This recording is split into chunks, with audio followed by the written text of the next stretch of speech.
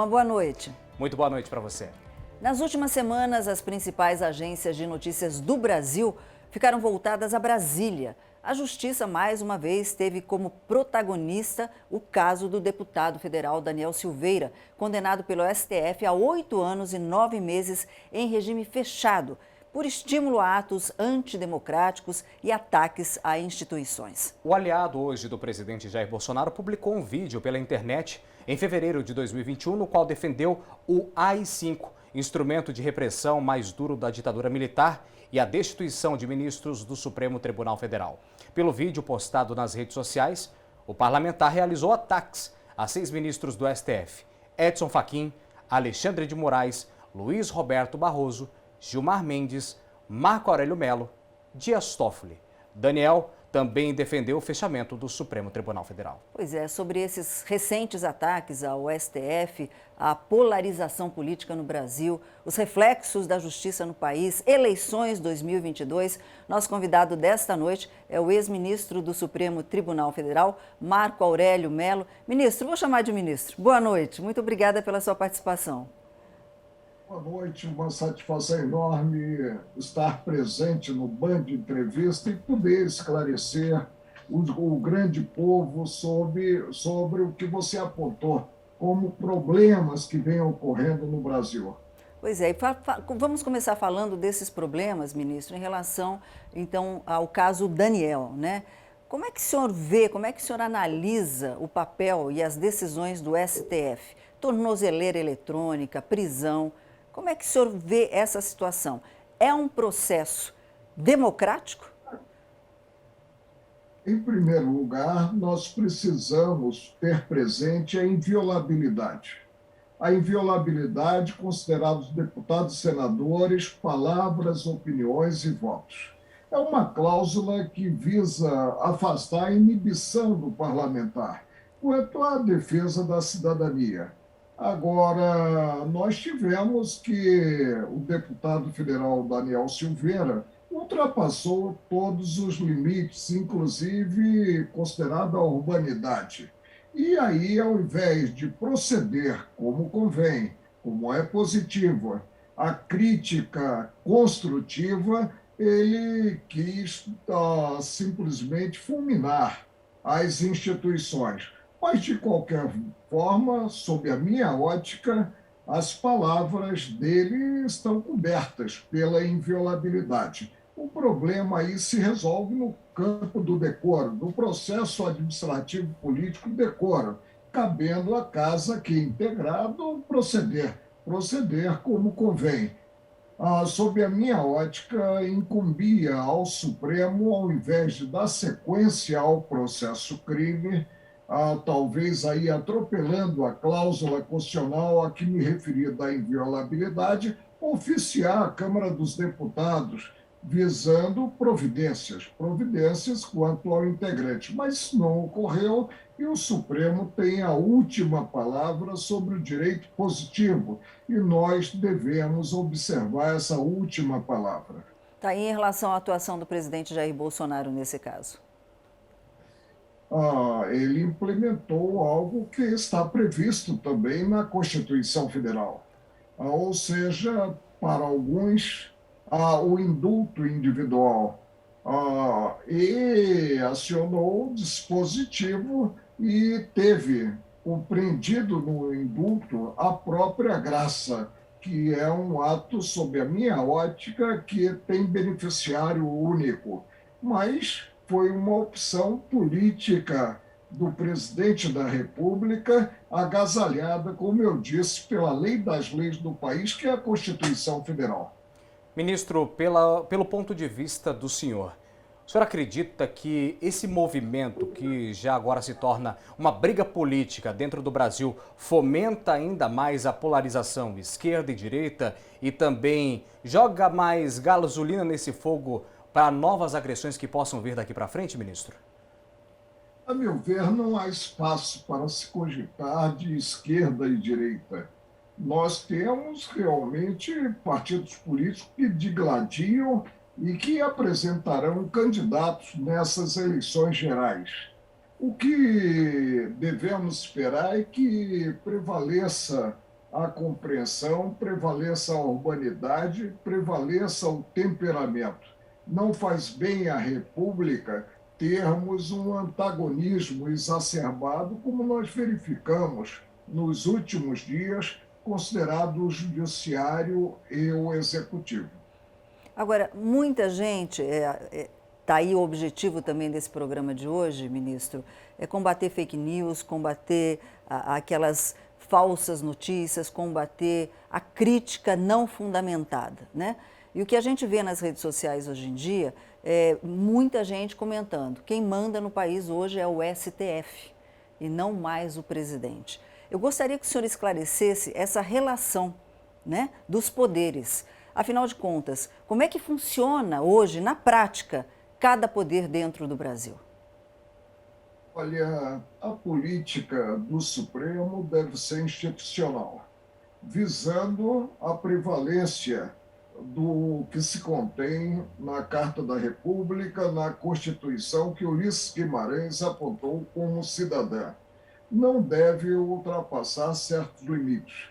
Quando eu estava com a capa sobre os ombros, na bancada, eu sempre propugnei o autocontrole e a autocontenção.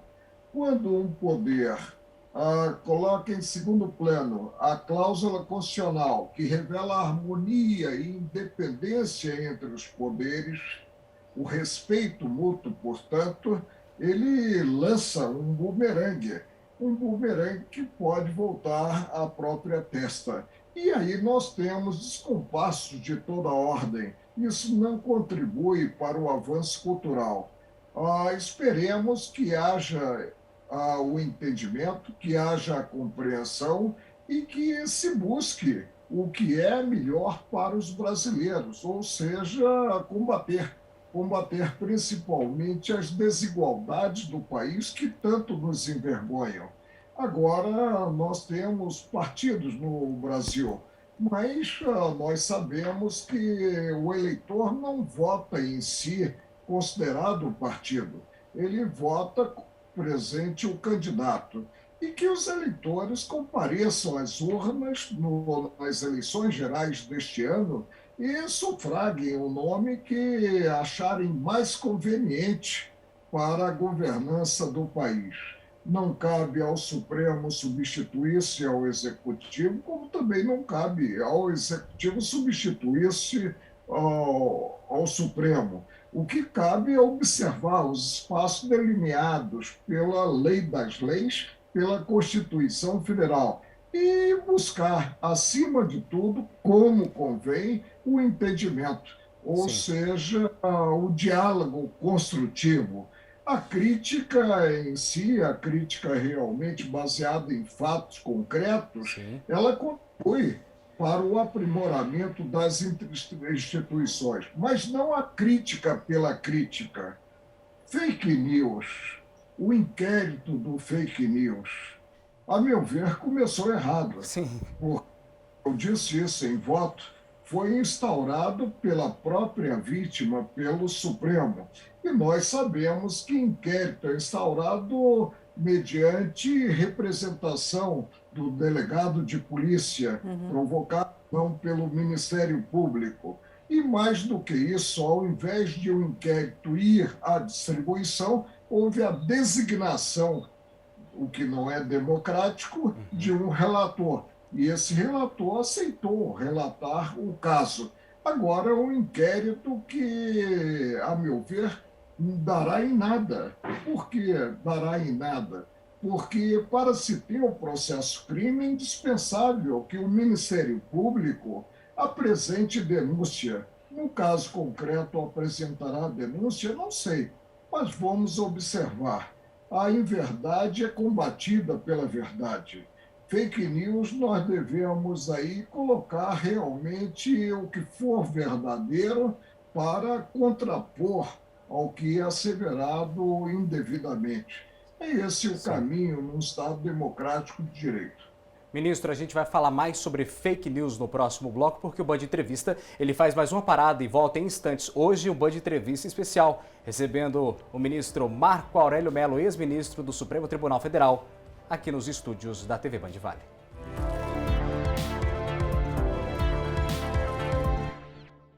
Justiça Federal, movimentos políticos e a segurança no país.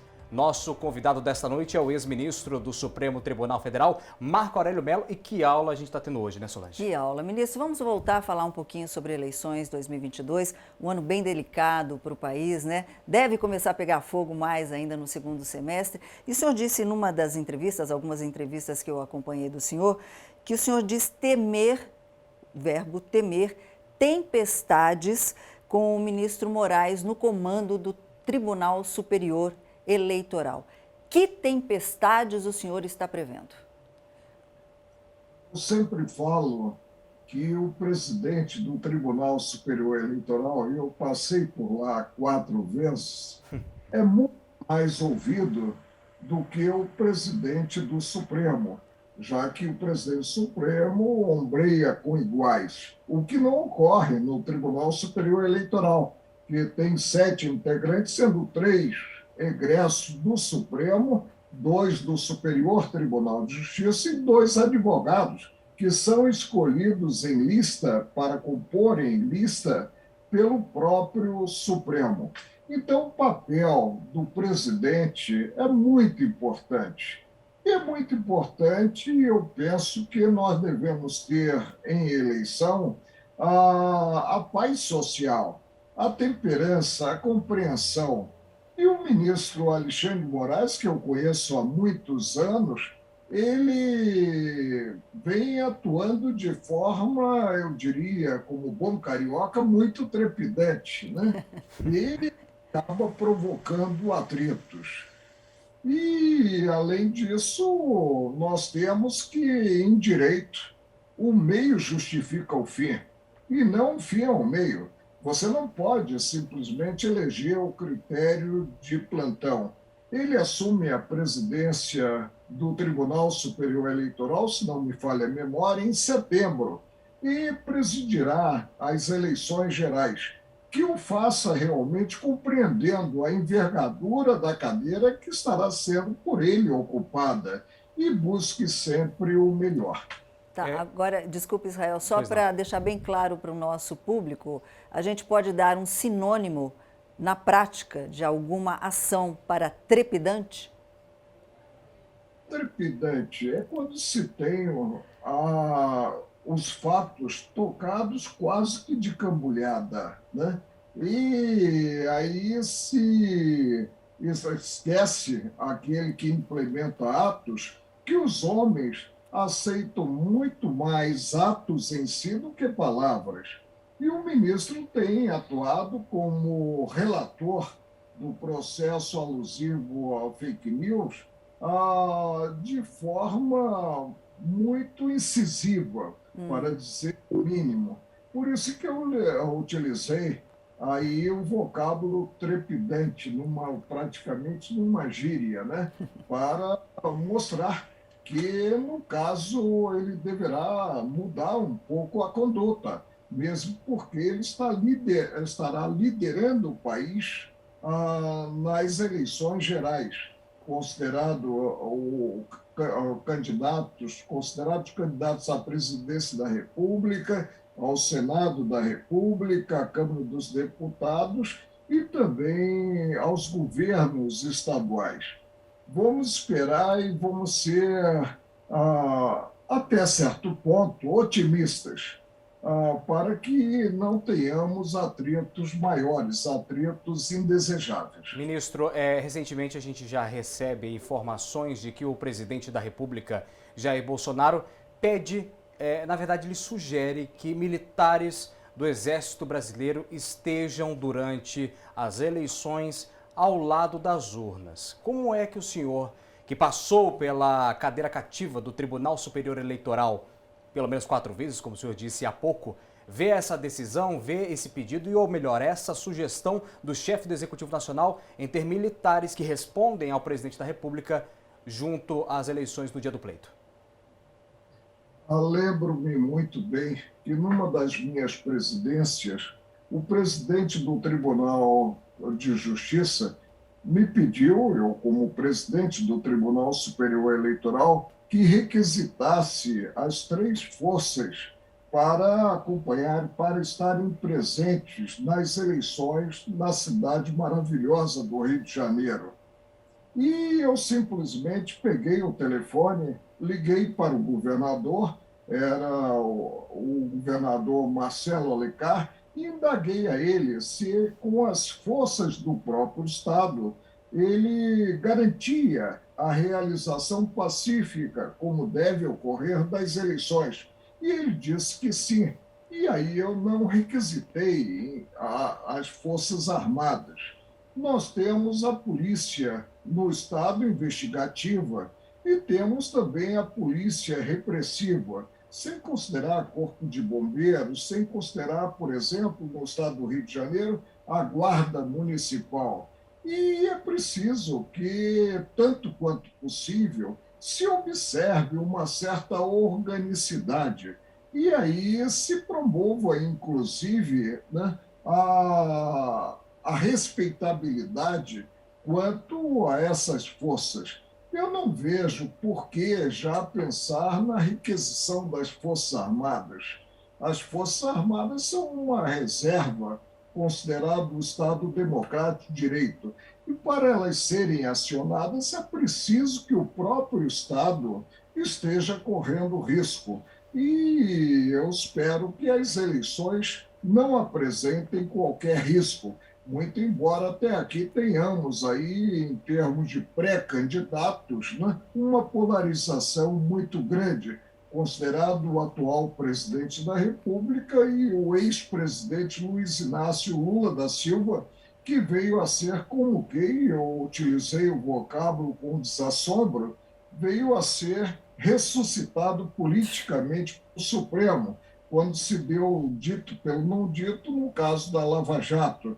E aí se fulminou os processos crime que tinham chegado ao desfecho final após passarem por várias instâncias da justiça. A gente sabe que na política até o passado muda, né, Solange? Até o passado muda. A gente vai falar mais sobre isso no próximo bloco. Band Entrevista faz mais uma parada e volta em instantes, falando hoje com o ex-ministro do Supremo Tribunal Federal, Marco Aurélio Mello.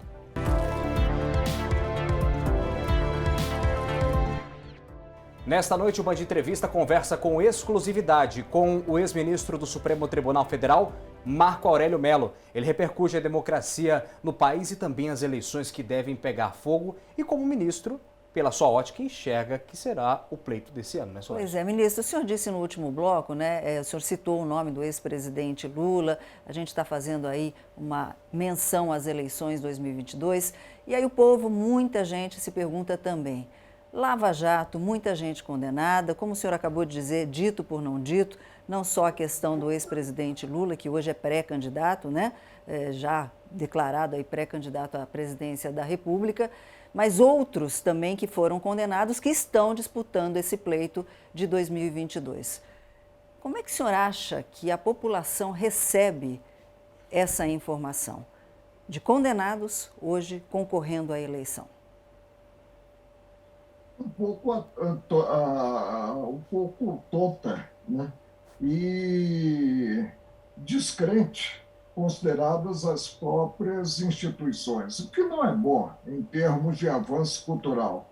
Nós tivemos um retrocesso, sob a minha ótica, eu votei vencido, é possível que eu tenha errado, tenha claudicado na arte de proceder e de julgar, tivemos um retrocesso no que processos que chegaram ao desfecho final, não cabendo mais qualquer recurso contra os títulos condenatórios, foram anulados e voltou-se a estaca zero.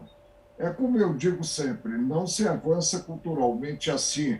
E para o leigo, então, é incrível tudo o que ocorreu. E aí o ex-presidente Luiz Inácio Lula da Silva, que foi presidente da República por 8 anos e que também esteve participando, né, da gestão maior no governo da presidente Dilma Rousseff, se apresenta como candidato. Eu creio que o ideal para os eleitores, para os brasileiros, seria a abertura do leque com vários candidatos, como já tivemos no passado, a esse cargo tão importante na República, que é o cargo de presidente. Mas vamos esperar, vamos ver o que vai ocorrer, inclusive com os debates que teremos a partir de agosto, e que esses debates sejam esclarecedores e que os eleitores percebam que o voto individualmente considerado tem um peso pequeno, mas ele se soma a tantos outros e acaba implicando na escolha do representante, que o eleitor compareça às urnas nas eleições gerais conscientizado do dever cívico de escolher sempre os melhores candidatos. Sim, ministro, rapidamente, o nosso tempo é bastante curto. Agora, já com o final do Band Entrevista, saiu agora recentemente uma nova decisão em relação ao ex-ministro Sérgio Moro, que também participou da Operação Lava Jato. E no âmbito da operação, no qual o senhor também esteve presente no Supremo Tribunal Federal, essa decisão diz que ele foi parcial no julgamento do ex-presidente Lula. Pela sua ótica, ele foi parcial, foi imparcial? O que o senhor tem a dizer para a nossa população? Rapidamente, ministro.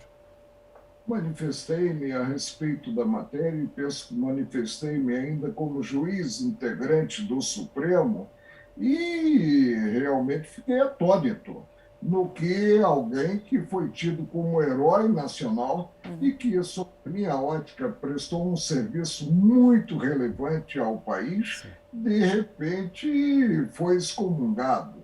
E a pecha de suspeito, defeito, né, de parcialidade é o pior que pode alcançar um magistrado. E, para mim, ele acabou, quando o Supremo declarou que ele teria sido suspeito por ter mantido diálogos com o Estado acusador, ele acabou excomungado. E numa situação, a meu ver, muito ruim como cidadão. Ok, então. Ministro, gostaríamos aqui de ficar mais tempo com o senhor, mas infelizmente o nosso tempo está terminando. Quero agradecer a sua participação, a disponibilidade e a gentileza de atender a nossa equipe do Band Entrevista, ministro. Sol, que você continue iluminando, né? E meus cumprimentos também ao Israel e à Band Entrevista. Obrigado, ministro. E olha, o Band Entrevista ele fica por aqui, mas sempre com o encontro marcado contigo, aos sábados, às 6:50 da noite. Então, até o nosso próximo encontro. Aproveite bem o final de semana. Tchau, tchau. Um excelente final de semana para você. Bom sábado. Até mais.